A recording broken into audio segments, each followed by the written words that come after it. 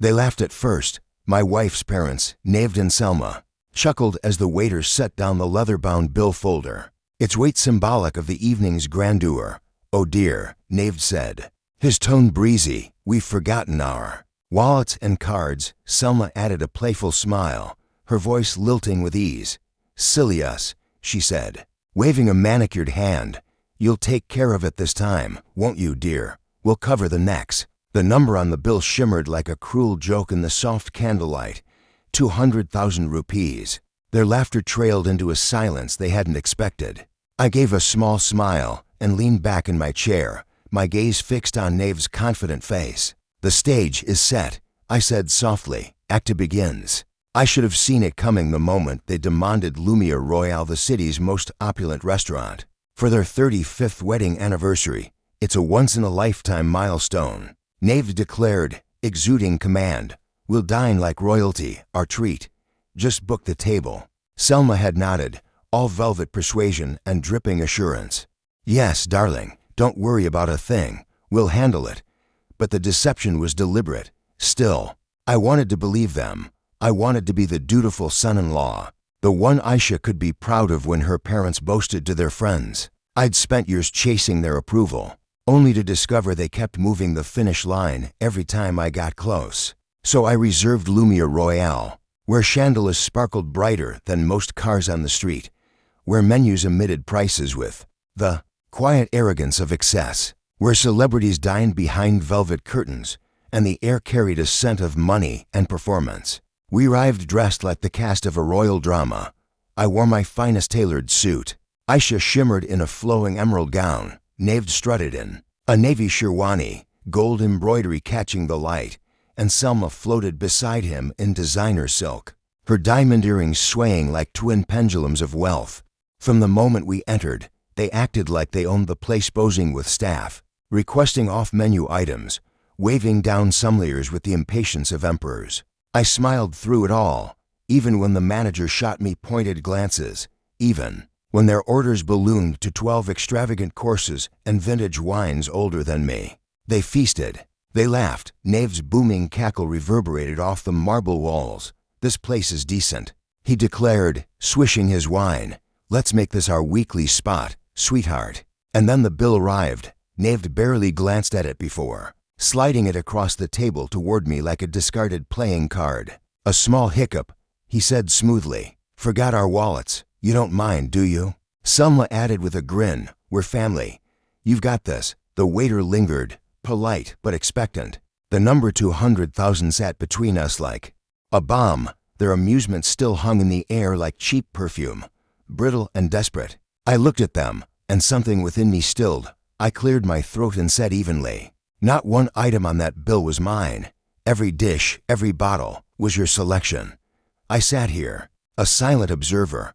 But I'm done playing the fool. Naved blinked, his smile faltering. What are you saying? I'm saying, I replied, my voice calm. You invited me here. You promised you'd cover the cost. I kept my end of the arrangement.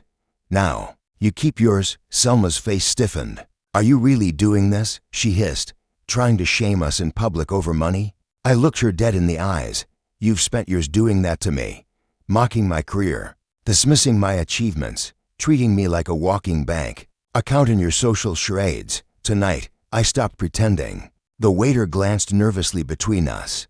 Nearby diners shifted, pretending not to listen, but their attention was sharp, their eyes discreetly watching. Selma's voice dropped, ice beneath honey. You're disgracing your wife's family. No, I said, tapping the bill gently. You did that yourselves. Nave's face flushed with indignation. Do you know who I am? Before he could finish, the waiter stepped in delicately.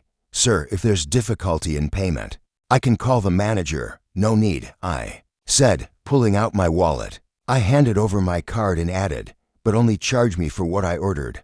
My water, my service fee, my tip. The waiter's eyes widened slightly in understanding. Yes, sir, of course. We'll split the bill. Nave sputtered. You can't. Be serious. I turned to him, calm as ever, dead serious. For years, I tried to earn your respect.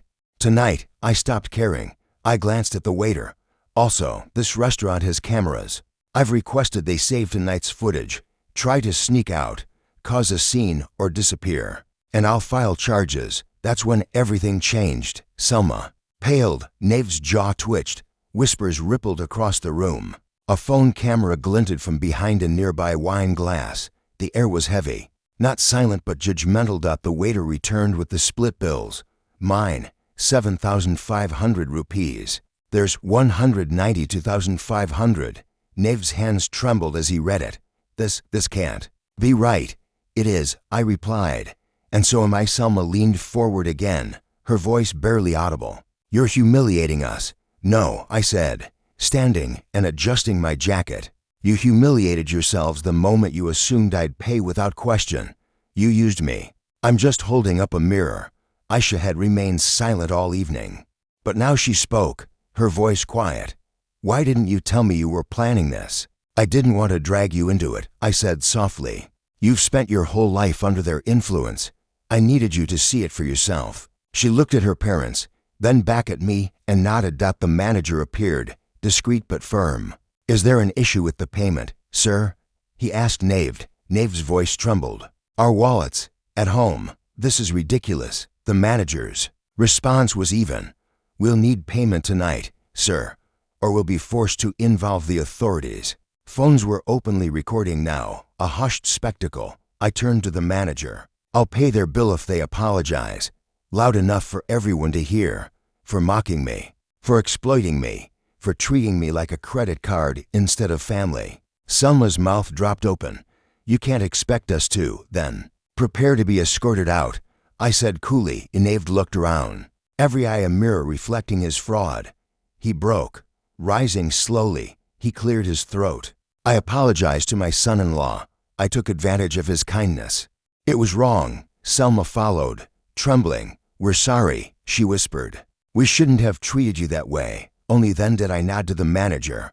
Put it on my card. As I signed, I leaned toward Nave and said quietly, This is the last thing I'll ever pay for you. I walked out, Aisha beside me. She didn't say much, just slipped her hand into mine. The drive home was silent but peaceful. Her fingers tightened gently around mine. Back at our apartment, she said, I saw them tonight. Who they really are.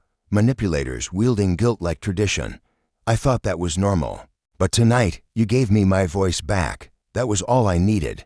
The next day, the fallout began. A video of the confrontation spread like wildfire. The clipped exchanges, my calm, their unraveling, the waiter's professionalism, the line that cut deepest. I didn't order a single dish tonight. This bill is yours. The internet did what it does best, judge with ruthless clarity. Nave's business partners began withdrawing. One released a public statement about differing principles. Selma was quietly removed from her social club's leadership circle. Relatives messaged Aisha. We had no idea. You both deserve better. Her parents said nothing. No apologies. No calls. No last-ditch excuses. Entitlement tends to fade when confronted with public consequence. Weeks later, Aisha and I moved to a smaller home across town. No grandeur. No pressure. Just space to breathe. On our first night, we stood on the balcony. City lights flickering in the distance. I feel free, she said. I smiled. That's what happens when you stop carrying people who were never your burden. We didn't toast. We didn't celebrate with champagne. We stood there, wrapped in quiet triumph. Because the greatest victories don't make noise. They just set you free.